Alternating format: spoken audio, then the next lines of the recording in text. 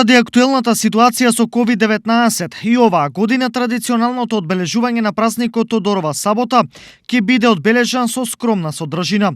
Одбележувањето на празникот Тодорица ќе се реализира со следните активности: свечена архиерејска литургија во црквата Свети Николај, со која ќе чиночалствува митрополитот брегалнички господин Иларион.